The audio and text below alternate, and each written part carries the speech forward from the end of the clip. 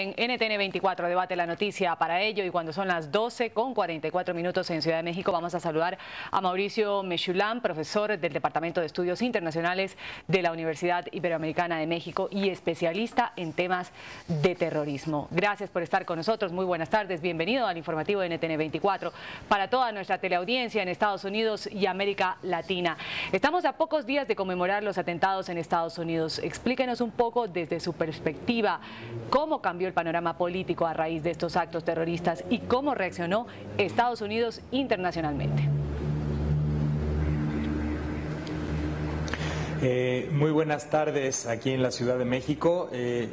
Hay que tomar en cuenta que nunca antes había existido un atentado de semejante magnitud.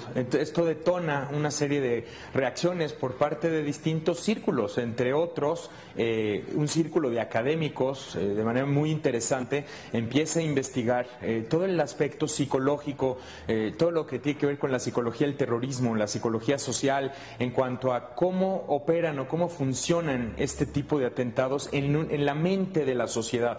Y por supuesto, esto ya se había efectuado antes en otros países, pero sí es notable la cantidad de estudios que surgen a raíz de los atentados del 11 de septiembre en Estados Unidos muy particularmente, en otros países también, en cuanto a este tema en específico.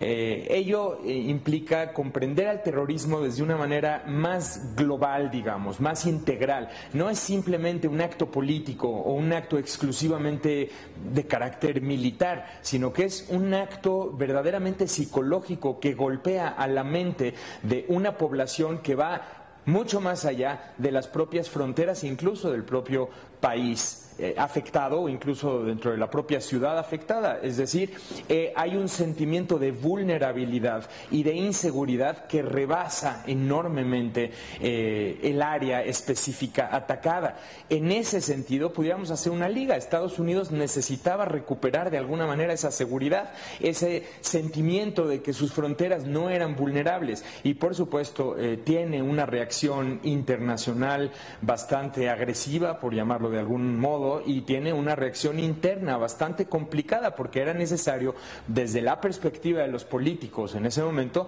brindar el sentido de seguridad correspondiente. Señor. Es así como Estados Unidos adopta una serie de represalias, Sí, quería preguntarle sobre eso, le interrumpía porque sobre eso quería hacer yo como una pequeña incisión y preguntarle, como dice, ese cambio de volver a recuperar la seguridad vuelve a Estados Unidos hacia una actividad bastante agresiva y como se tiende sobre todo hacia el Oriente Medio. Esto deja, dicen, a esta década, la han llamado como la década perdida de Estados Unidos. Esto logra entonces que en estos últimos 10 años Latinoamérica haya tenido precisamente ese resurge debido a que Estados Unidos da la espalda, deja a Latinoamérica un poco libre, no moldea tanto los gobiernos porque se centra en esa política antiterrorista contra Oriente Medio.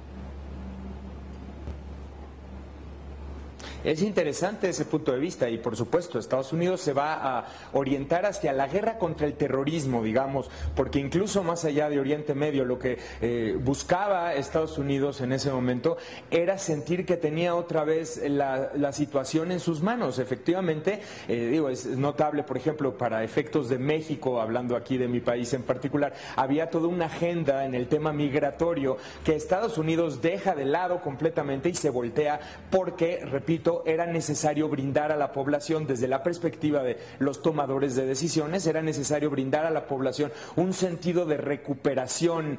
Por eso vamos a escuchar tanto la palabra recuperación ahora mismo en su reportaje. Se mencionaba, ¿recuperar qué? Recuperar este sentido de seguridad, de tener la situación en las manos. Es decir, había que ponerle nombre y apellido a un enemigo etéreo, un enemigo que no localizo, y decir, bueno, me está atacando Saddam Hussein está ligado con los ataques, por lo tanto tengo que tomar un acto de represalia en contra de tal actor. Es decir, era indispensable pelear o defenderse mediante los medios que Estados Unidos como máxima potencia mundial conocía. Y sí, efectivamente, respondiendo a su pregunta, deja de lado la agenda latinoamericana, no totalmente, pero sí, digamos, deja de tener la prioridad que anteriormente tenía.